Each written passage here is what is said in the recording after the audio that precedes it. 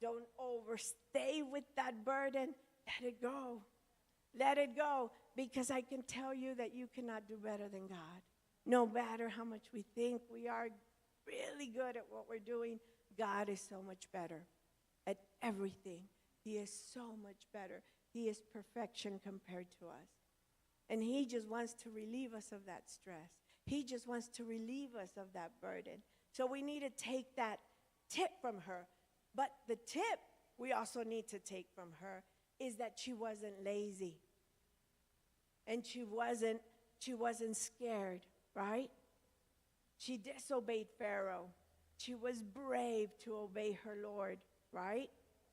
She was very, very, very thorough in what she was doing, very meticulous in what she was doing. She wasn't lazy about what she had to do. She was right there. She built an ark. She had to rely on God for her child not to be devoured by a crocodile. Rely on God for Miriam not to be devoured by a crocodile. She searched for the perfect place for the princess to come down and bathe. She ran the risk that the princess would see the basket and tell her dad. But she also hoped that the best was that God would touch the princess and would make the right decision. Amen?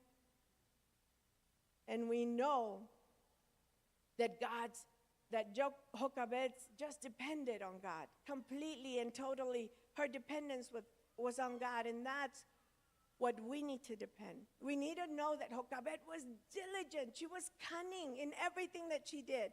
She personally put the baby in the river. Did she wait for the soldiers to throw the baby in the river? No. She said, my baby's going to end up in the river. Might as well it be me, because I know where to put my baby.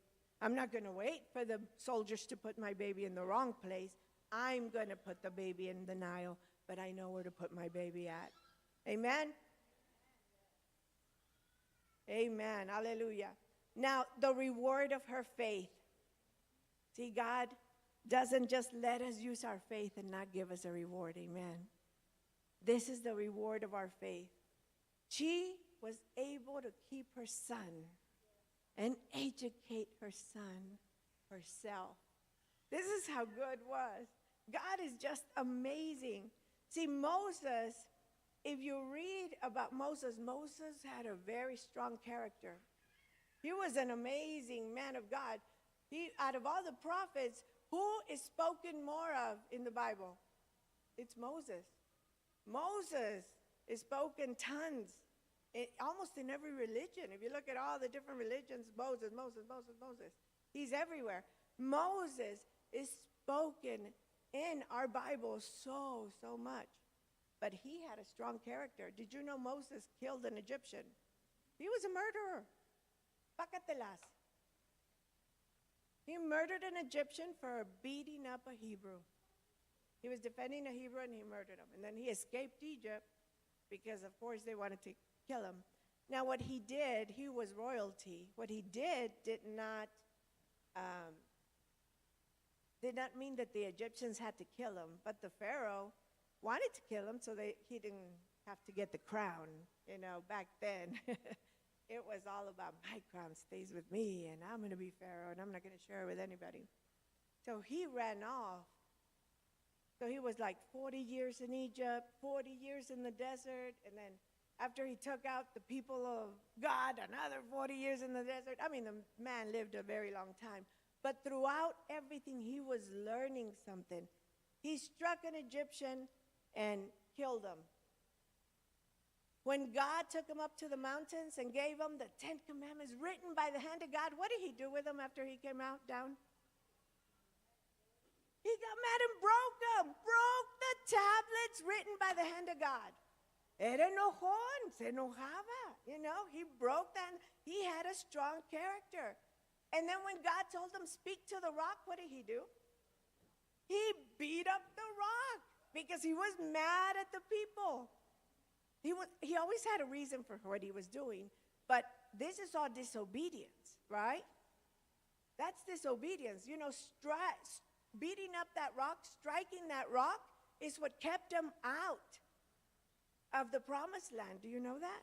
That's what kept him out of the promised land. But you know also what he had? That character, that strong character, that was those 40 years in Egypt, that military training, that training to be a soldier. That's what got him that strong character. But you know, he also had the meek side. You know, the Bible also shows that he was one of the meekest men after he was humbled, after his whole journey, after God taught him so much. He became, era un hombre manso. He became one of the meekest men of God. People would get mad of what they would do to him, and he wouldn't do anything back. He became one of the meekest men in the Bible. What a transformation, right? And without a doubt, this contrast was due to the education that he received from his mother. The education he received from his mother. Because you got to realize, he received education his early years. His mama got to teach him. What do mommies teach? Be nice to your brother. Mami, me pegaron. Aaron hit me. Oh, you got to forgive Aaron, mijo. He did it because of this. You know, we make excuses for our kids. We try to figure out why he hit you, and we explain, well, he hit you because of this. Did you do this to him? Yes, well, that's why you got hit. You know, and then we get the other kid. Now, Aaron, you can't be hitting Moses. You know, if he did that to you, you need to use your words instead of hitting. And that's how we talk to our kids, so that they can not hurt each other, right? Who did he learn that from? It was from his mama, right? He had to learn how to forgive Miriam, right? Because he couldn't hit Miriam because she's a girl. Boys don't hit girls. If anybody here that is thinking of hitting a girl, boys don't hit girls. My parents taught me that a long time ago. If you don't know that, I am telling you that right now. Boys do not hit girls, okay? It's a no-no. That's straight. It's a no-no. Boys don't hit girls. My kids know that. Boys don't hit girls. It's a no-no. Boys don't hit girls. It's a no-no. I already said it a few times so you can understand it. But that's what mommy would teach Moses, okay? So she had to teach all of this. So his meek side, it had to come from his childhood. Why do you think the Egyptians in the 40 years taught him to love the Hebrew people? No. Why do you think he killed the Egyptian that was beating up the Hebrew brethren of him? It's because it was the education he got from his mama, the love he had for God, the love he had for his Hebrew nation. It wasn't the education he received from Egypt that the Hebrews were slaves. No, it's the education he received from mama. That's the education he had in his heart. So without a doubt, the education that you're giving your child, they're going to remember it. I can ask any guy here, no matter if they're 50, and they'll still remember what their mama told them.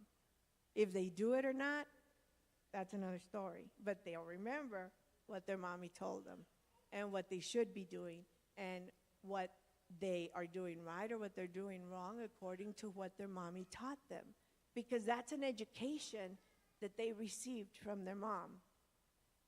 The spiritual characteristics that Moses had is also what God was teaching him throughout his history, throughout his journey from Egypt, from his being raised early on with his parents, from being in the desert as a shepherd because he ran away from Egypt, and then being the one that brought all the Israelites, and they had to walk and he was the leader of them in the desert for 40 years. All of that was instruction from God. So his whole character was built between his parents, his mother, his father, from his Lord Almighty. Everything was molded from God. Without a doubt, everything had to do how his character was being built, how Moses was built. Amen. Now, all of her reward from her faith, God didn't forget Jochebed. Not only did she get to raise her child, get to educate her child, get to see her child become a beautiful child instead of being one that was thrown into the river and die as an infant. She also received a salary for doing it. It became a physical job to do this. She became a salary. And God made the princess pay her to do what she would have done out of her heart because it's her child.